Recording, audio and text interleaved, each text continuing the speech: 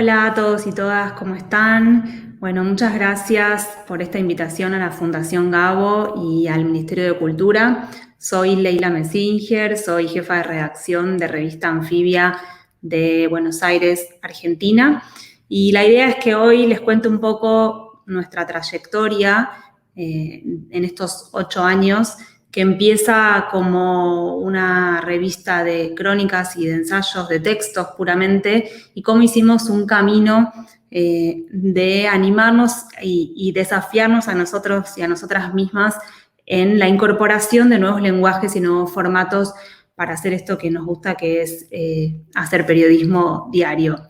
Entonces, les voy a empezar contando un poco cómo surge este concepto de el periodismo anfibio, o eso que nosotros llamamos el periodismo anfibio.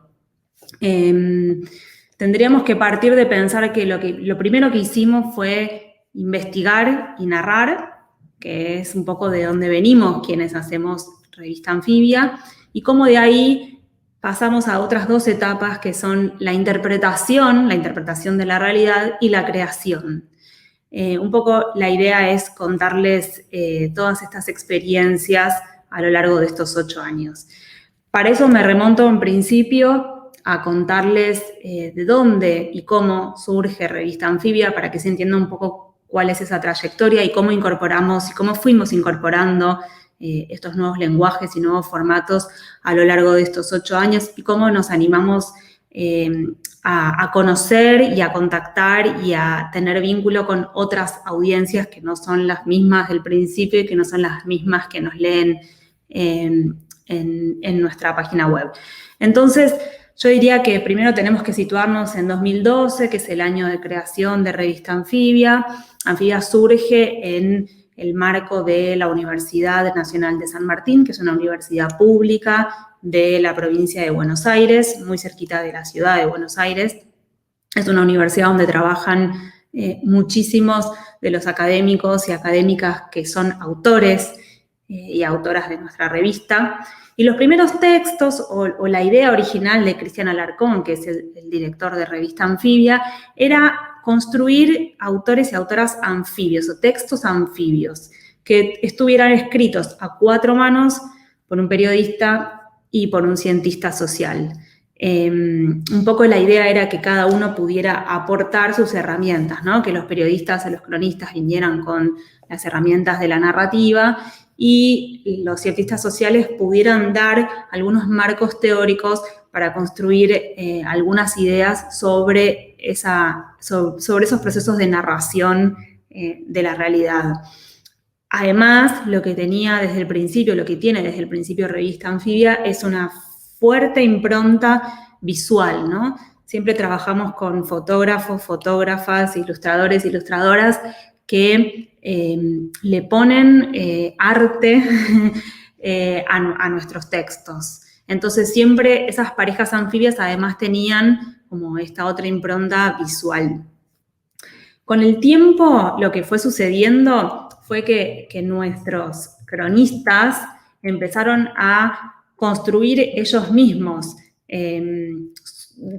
sus interpretaciones sociales o a usar, ¿no?, las teorías sociales para dar cuerpo a los textos, y los académicos lograron de alguna manera narrar sus aventuras conceptuales. Nos encontramos muchas veces con académicos que tienen unas investigaciones increíbles y que aprendieron a lo largo de estos años a poder ponerlas en escenas, a poder narrarlas, y eso es de verdad un logro.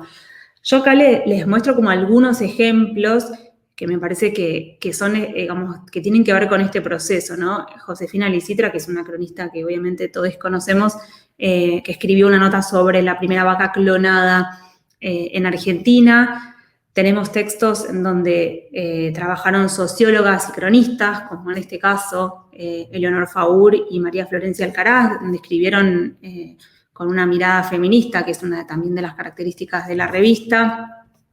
Sonia Budazzi y Andrés Fidanza, 2 cronistas que escribieron sobre un caso emblemático, que es la muerte de un fiscal en Argentina, y lo hacen con una mirada con una impronta muy fuerte, tanto en el periodismo como en la literatura y en la interpretación de qué significan esas escenas que ellos van reconstruyendo. Y después tenemos algunos académicos o algunos referentes de temas que empezaron a poder volcar todas sus ideas de una manera muy acertada en los términos de lo que nuestros lectores y lectoras esperaban de nosotros.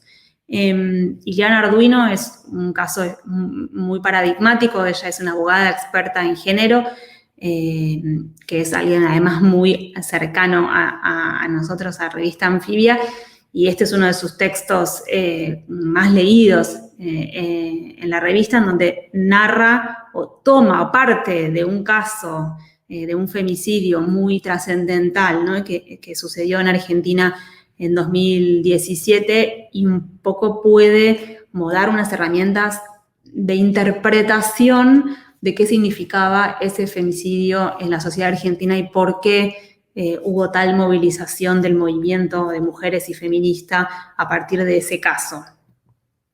Otro caso similar es el de Pablo Lavarces, también sociólogo, doctor en ciencias sociales, que hace en este caso una interpretación de un tema muy popular en Argentina, que es el fenómeno Indio Solari. Es un cantante de un grupo emblemático de los años 80 y 90, Los Redonditos de Ricota, y Pablo lo que hace acá es analizar uno de los recitales del Indio Solari, uno de los últimos en Olavarría, que terminó en unas situaciones bastante complicadas de muchedumbre, de amontonamiento de personas y de heridos.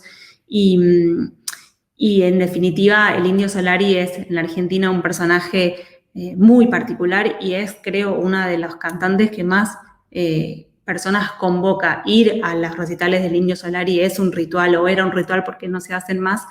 Bueno, y Pablo puede como contar su propia experiencia, y también es una de las notas más leídas de la revista.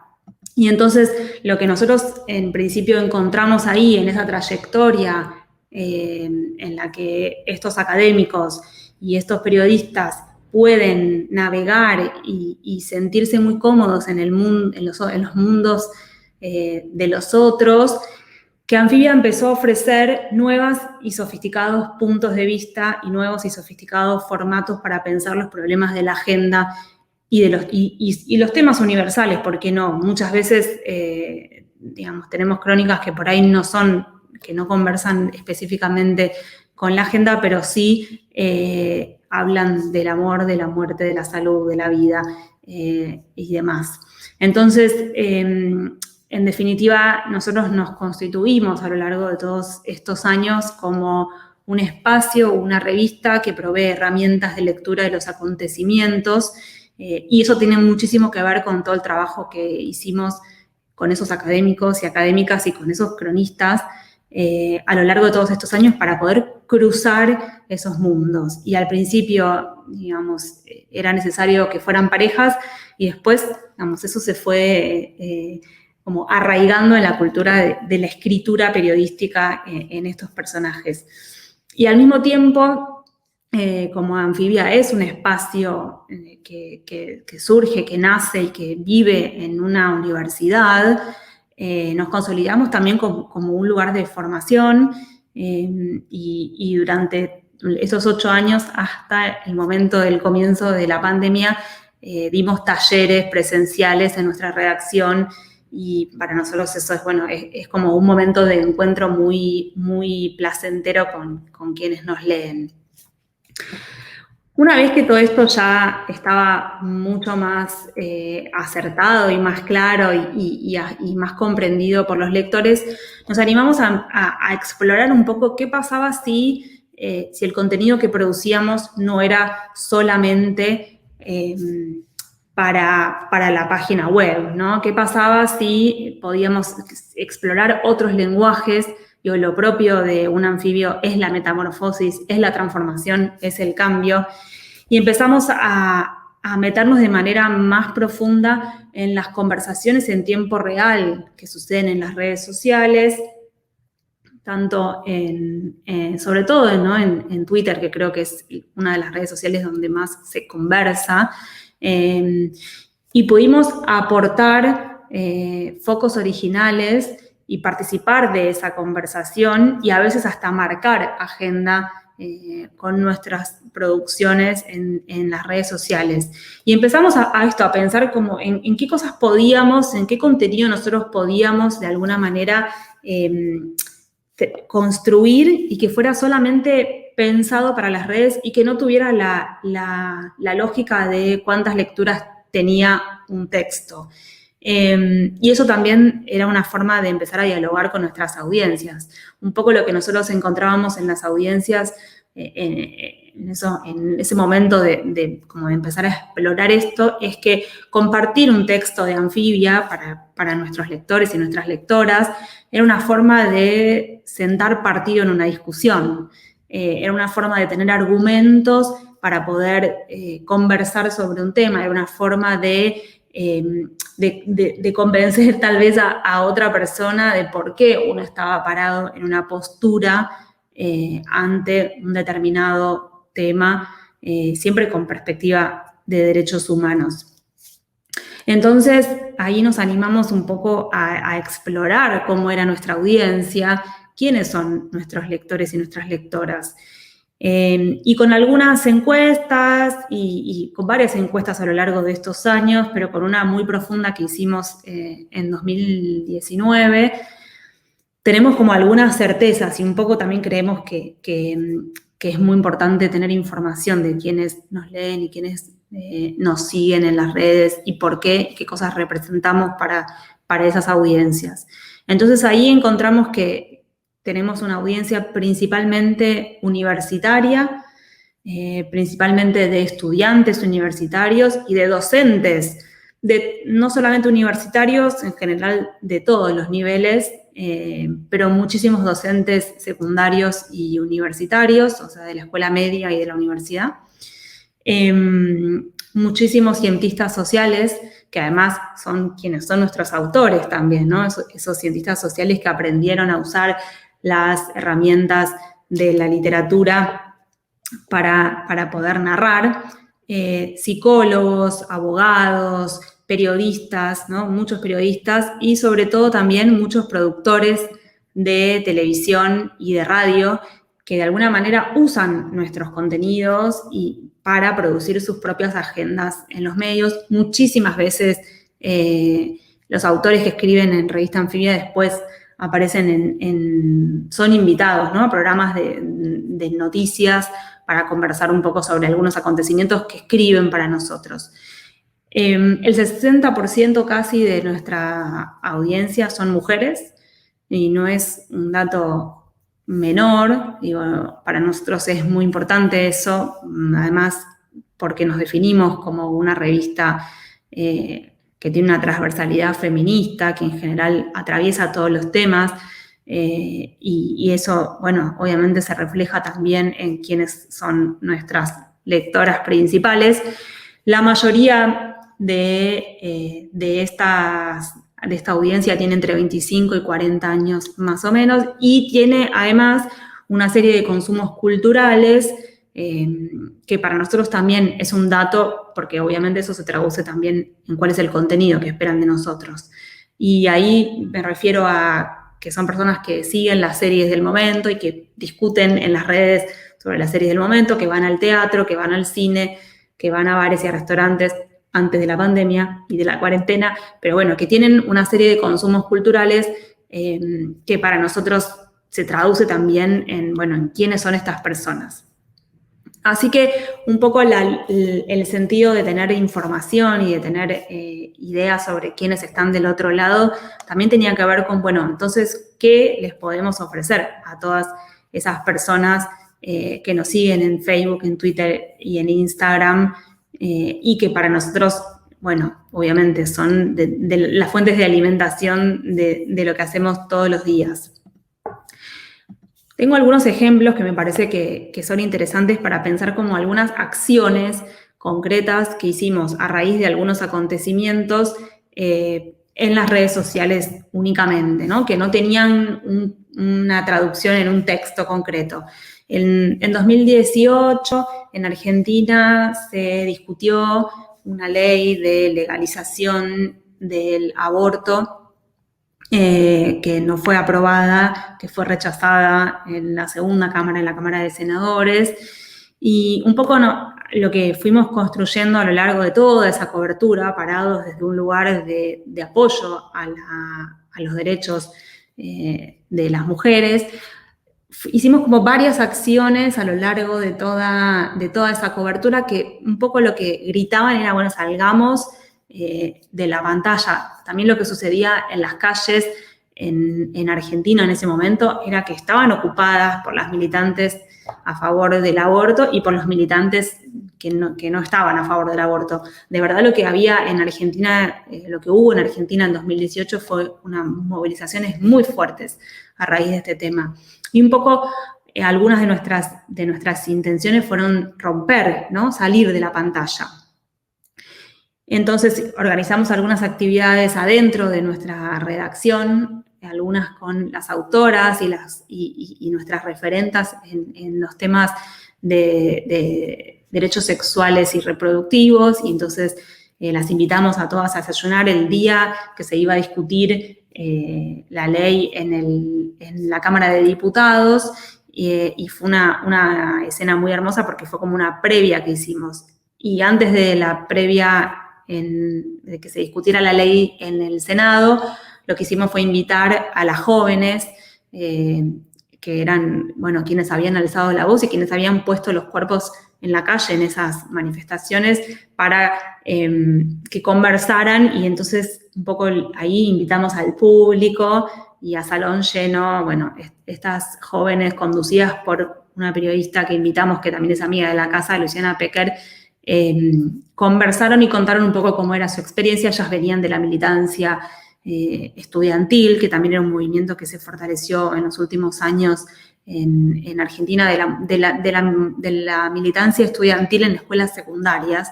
Muchas de las escuelas secundarias tienen centros de estudiantes que están conducidos por estas líderes jóvenes, muy, muy jóvenes, que fueron a quienes movilizaron y quienes pusieron sus cuerpos en la calle.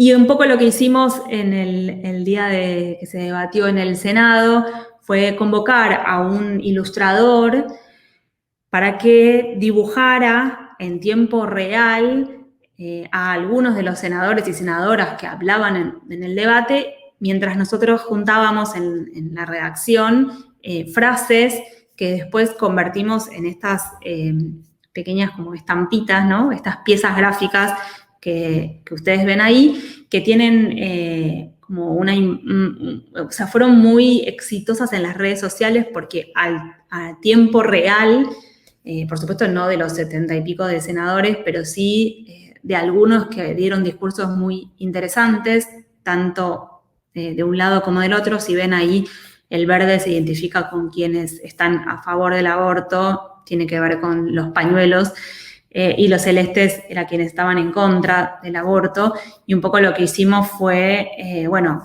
equiparar y encontrar cuáles eran los discursos que más repercusiones tenían. Estábamos dos de las editoras de Anfibia escuchando en tiempo real y los diseñadores trabajando con el ilustrador. Bueno, y salió esto que fue muy divertido hacerlo porque no tenía una nota a la que se vinculaba, pero sí era una acción que fue muy celebrada en las redes, especialmente la de Fernando Pino Solanas, que es un senador bastante grande, me parece que es el senador más viejo o uno de los más grandes del Senado, que dio un discurso muy a favor de los derechos sexuales y reproductivos y del goce, y fue muy celebrado en las redes sociales. Y después, al año siguiente, en 2019, un poco pensamos que la cobertura de las elecciones, en las que iba a cambiar el mandato, o Macri, que era el presidente, se presentaba a reelección, y se presentaba también Alberto Fernández, que es nuestro presidente actual. Pensamos que nos gustaba mucho la idea de tener una cronista en la calle que una vez por semana pudiera para nuestras redes, para Instagram, para nuestra cuenta de Instagram, ir contando algunas de las cosas que iban pasando en esa campaña que fue larga, porque además tuvo una segunda vuelta. Y también, digo, ahí nos encontramos con que la recepción fue muy buena, sobre todo porque cuando la cronista daba información, esas historias eran compartidas de unos seguidores a otros. Y ahí es que nosotros, bueno, esa es como nuestra perspicacia para seguir, ¿no? Y para estar atentos y atentas a qué pasa del otro lado. Les muestro un pedacito de lo que hizo Julia Dominzain. Vamos a ver cómo sale, porque el anterior salió mal, los telegramas no se transmitían. Además, en el medio hubo denuncias y sigue habiendo cosas turbias, cosas que no se dicen y cosas que no se terminan de responder correctamente sobre cómo va a ser esto. Bienvenidos, bienvenidas y bienvenidas a Anfibia Electoral. Hoy vamos a hablar del conteo de votos, un tema que en general todos creemos que más o menos manejamos, pero cuando empezás a ver los detalles te das cuenta que... Bueno, la idea era que Julia, que es una persona, es una cronista, es alguien que escribe para nosotros, pero que además tiene una experiencia en la televisión, se animó a tomar las redes de Anfibia y a hacer estos Insta Takeover, haciendo toda la cobertura electoral, que por supuesto eso no tenía que ver con la publicación de crónicas y ensayos sobre el tema. Pero bueno, eso era como otro foco y estaba apuntado a otro público que tal vez no es el público que lee un texto largo. Los textos en Anfibia suelen ser bastante largos. Y un poco la idea era, bueno, ¿cómo hacemos para contarle? La pregunta nuestra era, ¿cómo hacemos para contarle las elecciones a quienes no quieren leer esos textos largos, pero sí nos siguen en las redes y la verdad que fue muy divertido, además de que le fue bien, para nosotros fue muy divertido hacerlo y creo que es una experiencia muy enriquecedora. De hecho, después hicimos otros Insta Takeover, esto de que alguien tome nuestras cuentas en las redes y haga algo y cubra algún acontecimiento. Me parece que en este caso fue interesante en el sentido de que, bueno, que fue una cobertura larga, ¿no?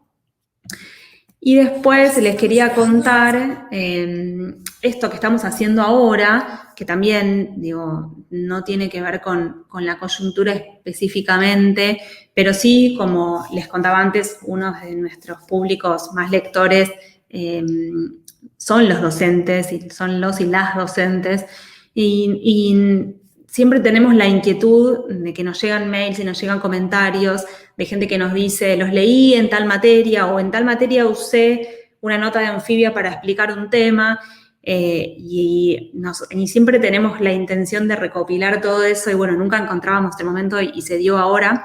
Y le pusimos Anfibia en las aulas y abrimos una encuesta, que la encuentran en nuestras redes, abrimos una encuesta para todos aquellos docentes y todos aquellos estudiantes que trabajaron con textos o con otras producciones de revista Anfibia y estamos, bueno, esto les cuento así antes de que suceda, pero bueno, estamos recopilando todos esos datos un poco también para ver cómo Anfibia se traduce en contenidos educativos, teniendo en cuenta esto que esta impronta de ser una revista de una universidad, nos parece que es muy importante saber qué pasa, ¿no? Qué pasa dentro de las aulas con esos textos.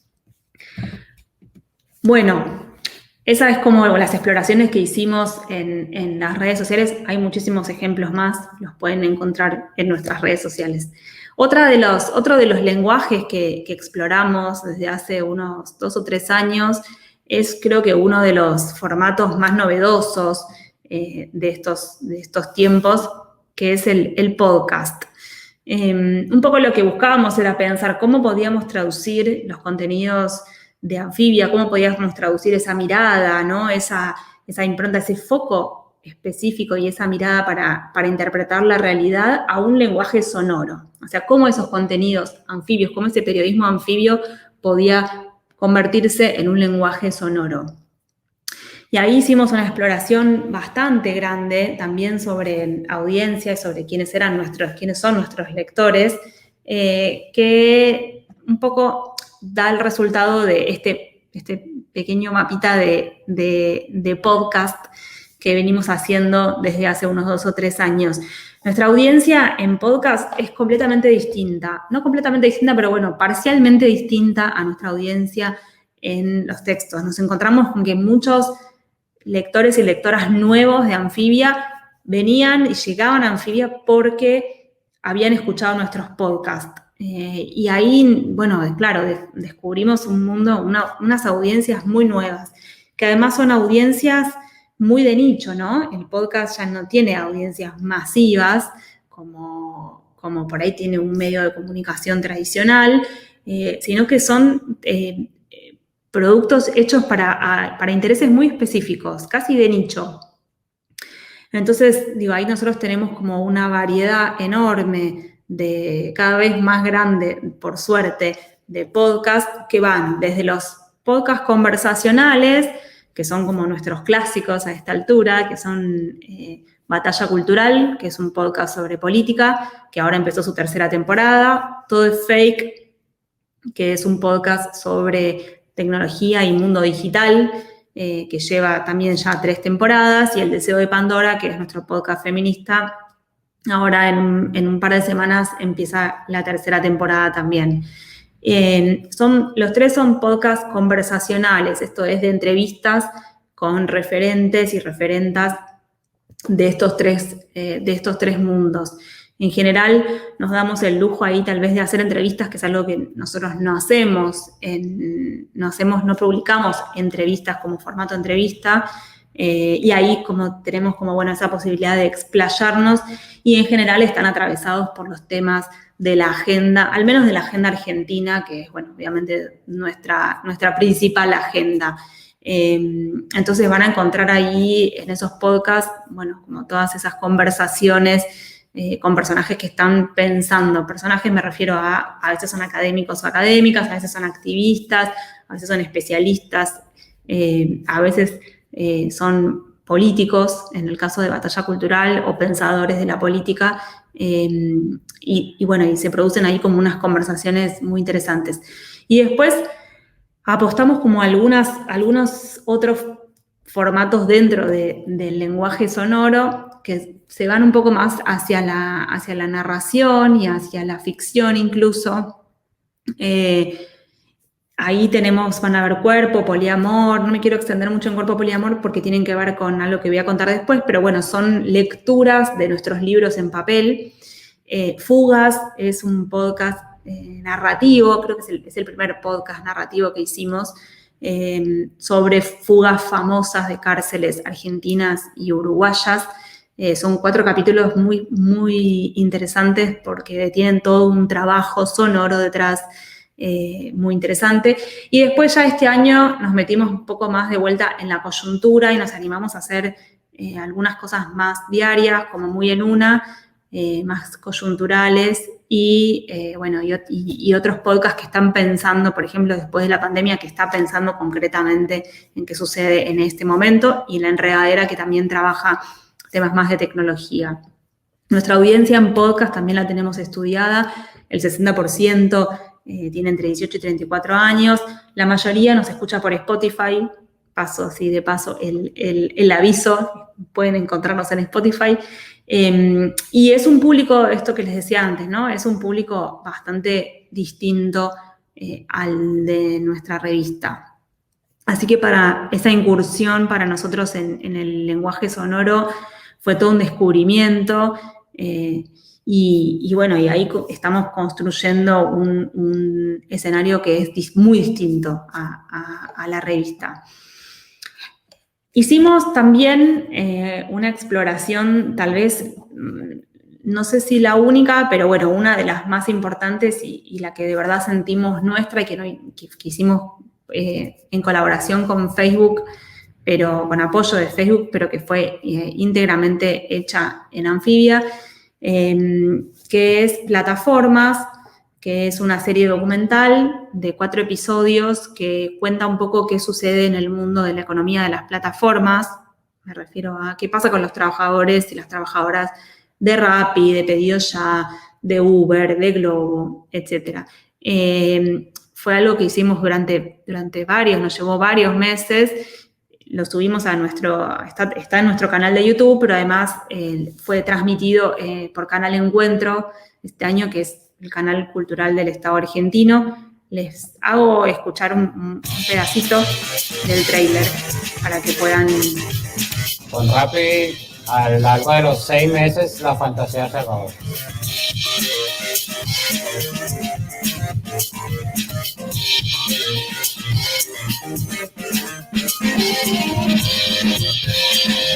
Una manera de buscar trabajo sin tanto compromiso es la aplicación. Casi te diría que es la única opción para mí en este momento.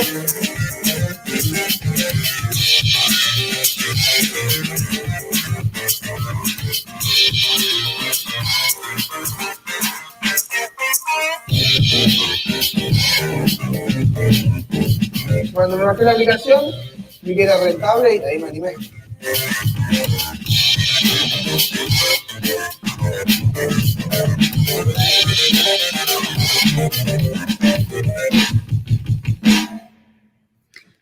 Bueno, un poco ese es el tráiler, lo pueden encontrar igual en nuestras redes, pero nada, es también como otra exploración que se sale un poco de la lógica de los textos, que es lo que nos caracteriza y bueno, que nos ayuda de alguna manera a encontrar otros rumbos y otras audiencias.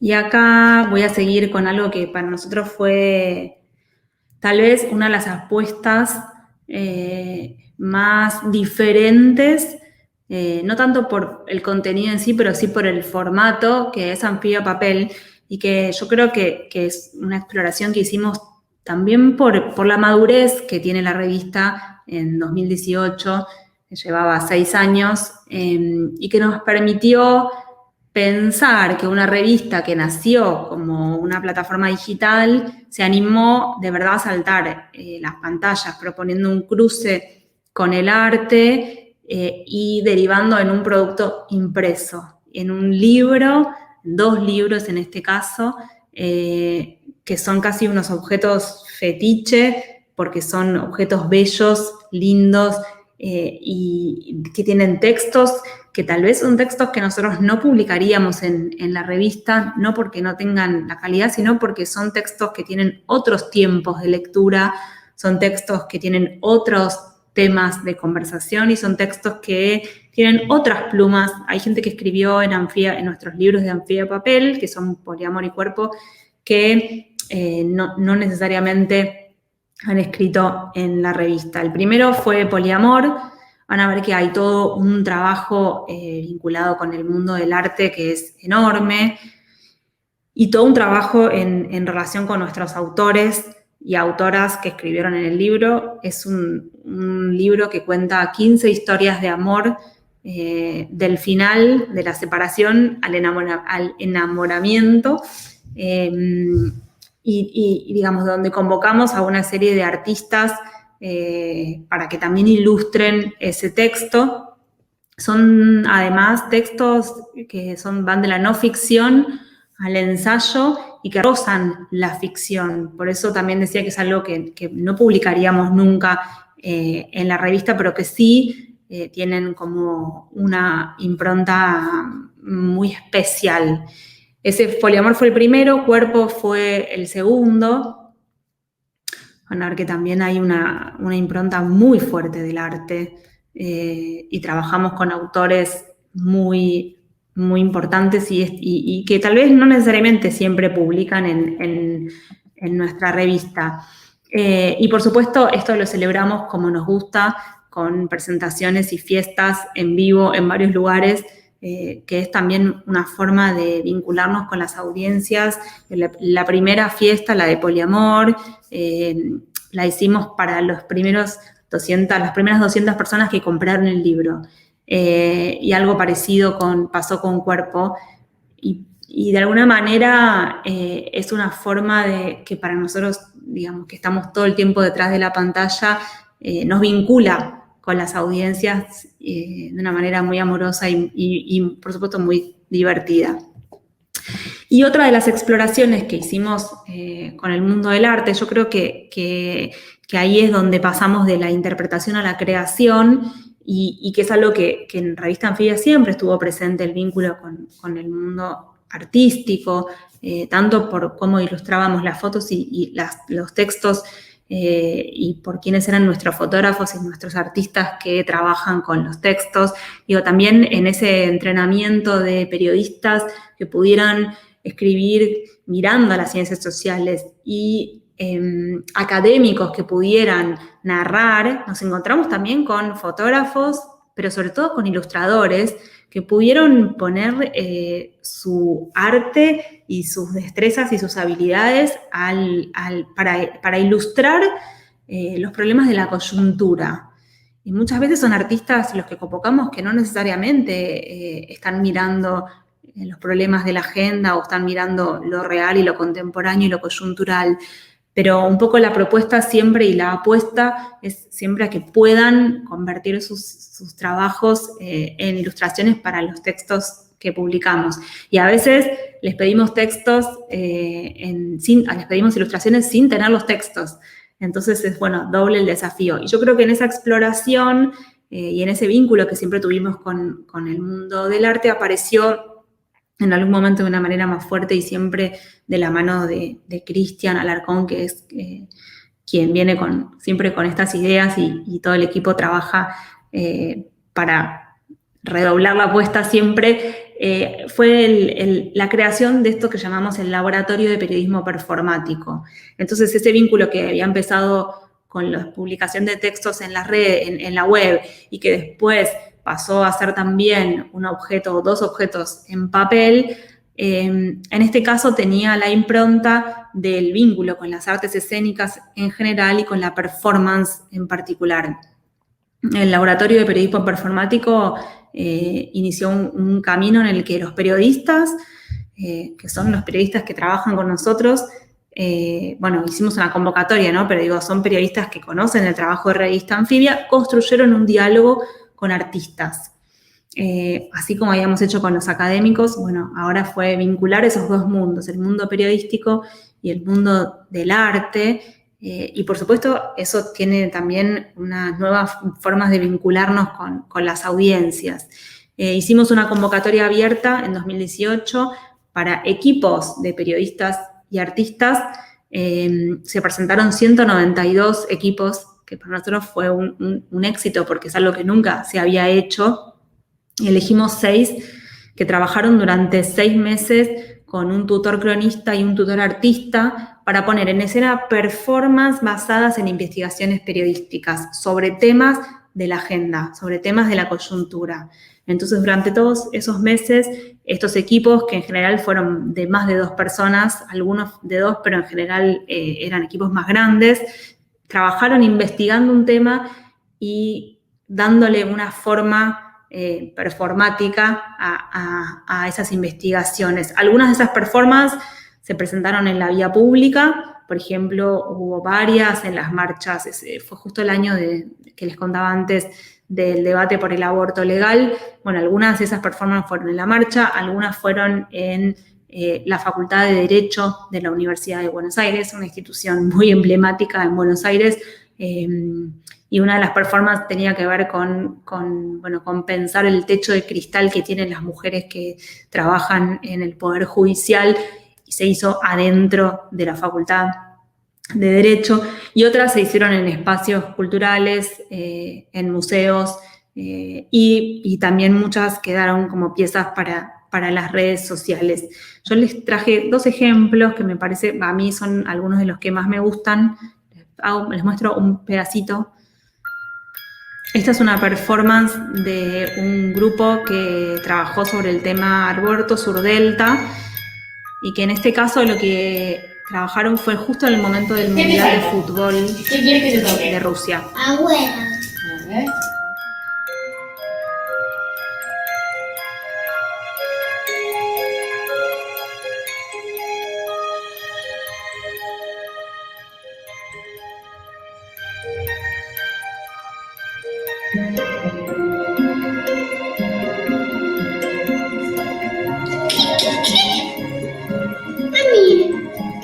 Son diferentes jugadores. Ok, una pregunta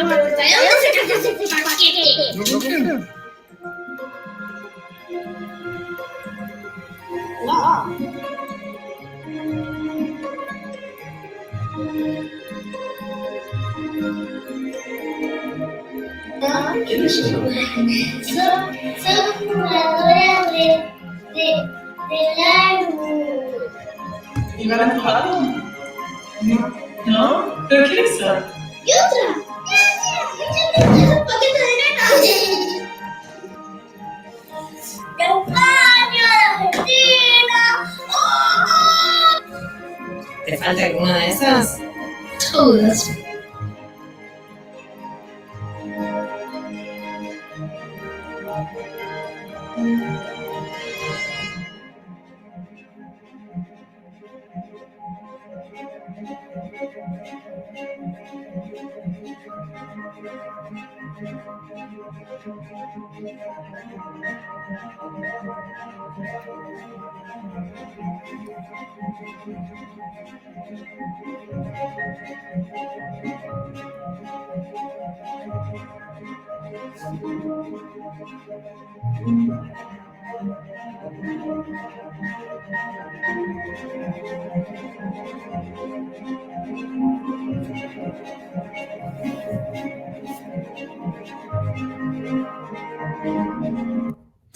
Bueno, ese video que para mí es uno de los más emotivos, cada vez que lo veo me emociono un poco. Lo que buscaba era poner en conversación esa diferencia entre los jugadores varones y las jugadoras mujeres, que en Argentina fue una discusión interesante y que se dio justo en el Mundial de Rusia, y lo que hicieron ellos fue, por un lado, hacer una investigación con todos esos datos que ustedes vieron ahí, muchísimos más había, ¿no?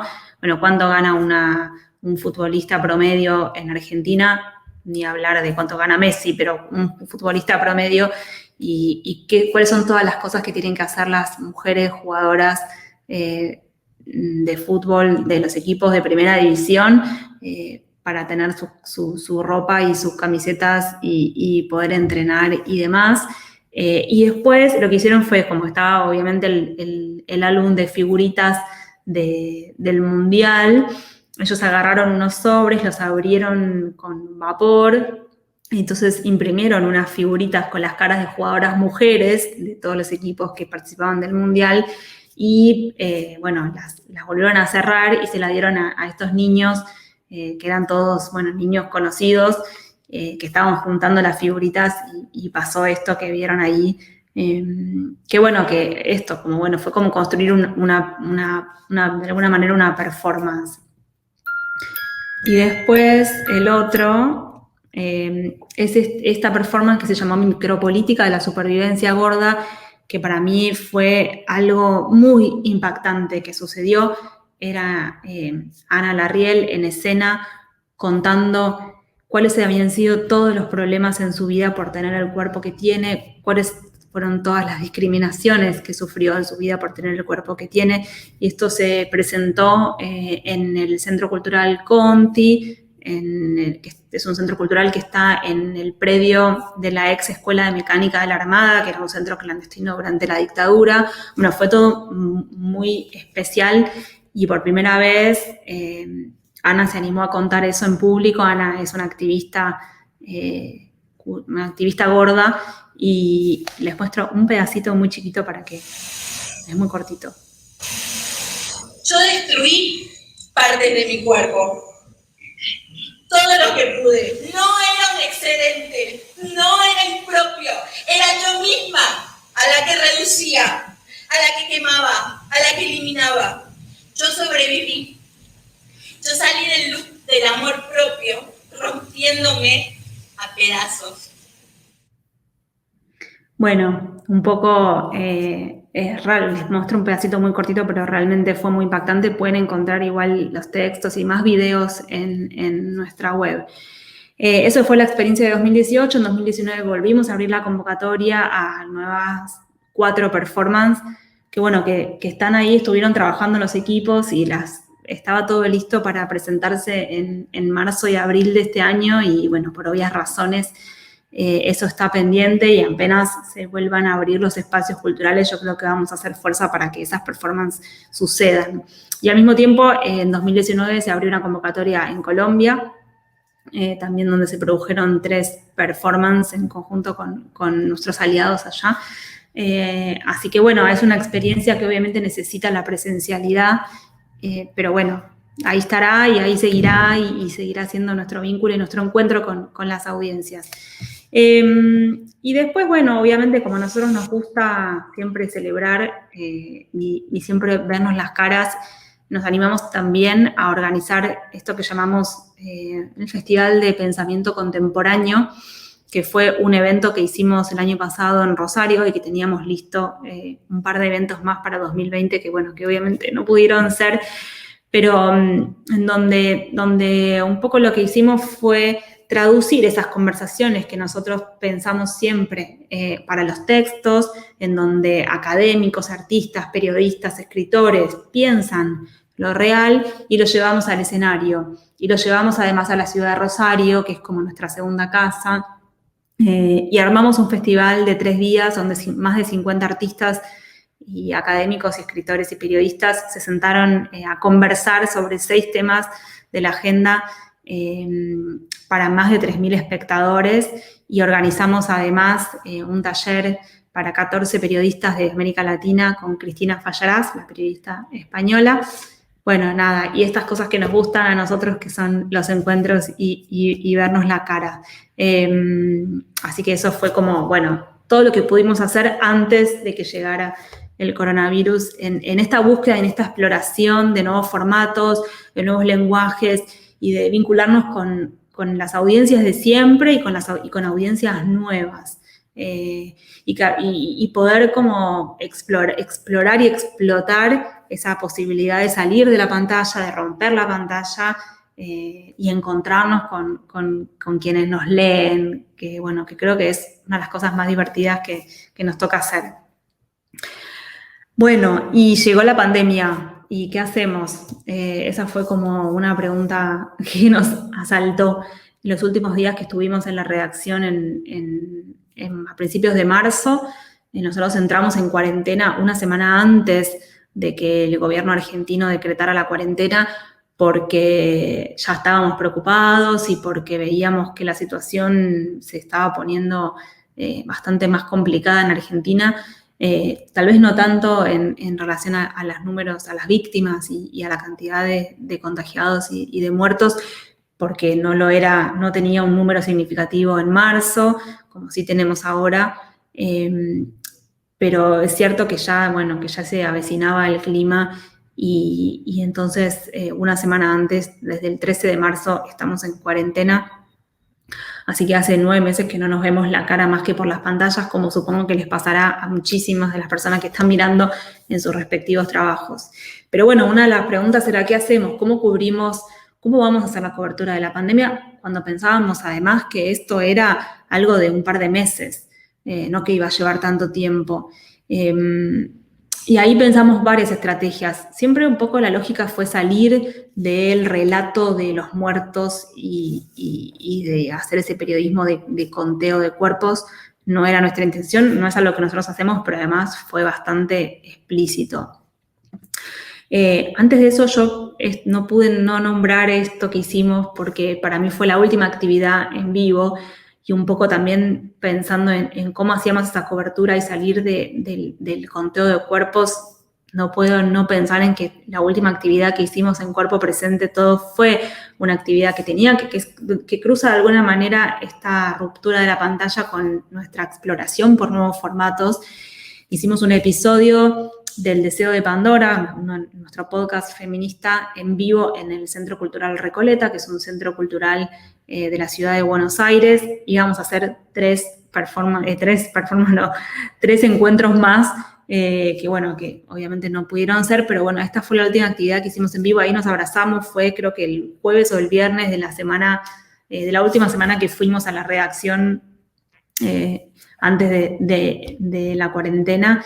Y un poco ahí también, ¿no? Esto que nos pasa cuando grabamos los podcasts, que es que grabamos sin saber a quién le hablamos y quién está del otro lado, y bueno, eso llega después en formato de mensajes y de compartidos en las redes, pero nunca a conocerles la cara. La posibilidad de que quienes les gusta el deseo de Pandora estuvieran ahí, bueno, para nosotros fue muy emotivo y no podía no dejar de nombrarlo porque creo que tiene muchísimo que ver con lo que vino después y con la cobertura que hicimos.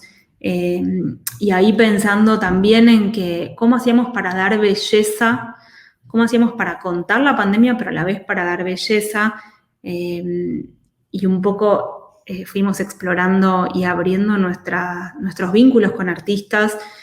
Van a ver que si exploran Revista Anfibia, hay muchísimos artistas que han ilustrado para nosotros textos por ahí tal vez que cuentan cosas no felices y que analizan diferentes aspectos de la pandemia, la salud, la economía, las políticas sociales, los derechos de personas en situación de calle, los feminismos, bueno, ni hablar de la crisis ambiental. Hay crónicas en primera persona de gente que tuvo coronavirus, y un poco la idea era ampliar lo más posible la mirada sobre las cosas que nosotros podíamos decir de la pandemia y ilustrarlas de la manera más bella posible. Así que un poco esa era la idea. Y otra de las cosas que hicimos en esta transformación de la pandemia que implicó un montón de cambios, ¿no? Implicó aprender a trabajar un equipo que estaba acostumbrado a estar en la redacción, de repente aprender a trabajar de manera remota y virtual implicó muchísimos cambios y bueno, es algo que todavía nos cuesta y extrañamos un montón los almuerzos en la redacción, que eran mesas largas donde compartíamos. Digamos, todas esas transformaciones también tuvieron que ver con la cobertura. Y otra de las cosas que nos animamos a hacer, además de esto que les decía, de ponerle belleza a este momento tan difícil que vivimos, fue hacer un podcast coyuntural por primera vez. Todos nuestros podcasts son bastante atemporales y podrían escucharse en cualquier momento. Y lo que nos animamos a hacer es un formato muchísimo más corto, con una impronta muy anfibia, muy de interpretación y de conversación con académicos y con los protagonistas de las noticias, en un formato que dura entre 10 y 12 minutos sobre diferentes temas, al que llamamos Muy en Una. Hicimos 14 episodios y van a ver que hay algunas, lo pueden explorar en Spotify o en nuestra web, pero hay algunos temas que son puramente de la pandemia. Bueno, un primer episodio que un poco explica, tal vez a ver si lo escuchamos ahora es el que capaz quedó más viejo porque obviamente ahora tenemos mucha más información, pero después, digamos, hablamos de la educación en cuarentena, hablamos de la vida por Zoom, hablamos de los médicos, bueno, de la crisis ambiental, de qué pasó con las embarazadas, en esto de ir a parir a un hospital sin saber si una puede estar acompañada y cómo es el protocolo y no ver que los bebés no vean nuestras caras, toda una serie de dificultades. ¿Qué pasó con los trabajadores esenciales, esos trabajadores que nunca pararon? Ni hablar de los migrantes. Y después empezamos a meternos también con temas que se salían un poco de la coyuntura más dura del coronavirus. Bueno, un tema en Argentina a principios de este año y que va a volver ahora cuando empiece a hacer calor otra vez, es el tema del dengue. Nos metimos también con el asesinato de George Floyd en Estados Unidos y toda la problemática racial. Hablamos de sexo, hablamos de huir de la ciudad y por primera vez nos atrevimos a hacer ficción en un podcast y lo hicimos con 2 actores argentinos, Leonardo Sbaraglia y Lorena Vega, que leyeron un guión de ficción, un poco pensando también en que lo que da el podcast es esa posibilidad de volver al formato, o lo que nos hizo acordar a nosotros tenía que ver con el formato radioteatro, nos animamos a la ficción. Y ese podcast, ese episodio en particular, el episodio 11, Por Amor al Teatro, nos permitió de alguna manera vincularnos con una audiencia que no era nuestra audiencia, que es la audiencia del teatro. Y ahí, bueno, pasaron cosas y eso va a tener una repercusión en algunas de nuestras próximas publicaciones en formato podcast que no puedo revelar, pero que bueno, que están ahí produciéndose. Así que bueno, un poco la cobertura fue esa, y lo último, muy cortito, es que transformamos la beca Cosecha Roja, que era una beca que tenía Cosecha Roja, que es el medio hermano de Anfibia, en la beca Cosecha Anfibia. Es un programa de formación para editores y directores de medios. Participan 16 directores, directoras, editores, editoras de medios de América Latina y España, para pensar cómo vamos a hacer periodismo en el futuro, con 3 ejes: tecnologías, feminismos y crisis ambiental. Y todas las semanas nos reunimos con esas 16 personas a conversar con académicos y académicas y activistas que están pensando en el futuro, que están pensando qué transformaciones produjo la pandemia. Y bueno, y para nosotros también es como un proceso de formación interna, y todo eso pasó en la pandemia, y bueno, y aquí seguimos. Creo que esto es todo. Me quedo muy con ganas de contarles más cosas, pero bueno, hablé un montón, 1 hora, así que les agradezco mucho por la invitación y les agradezco por estar del otro lado, y bueno, nos veremos prontito. Gracias.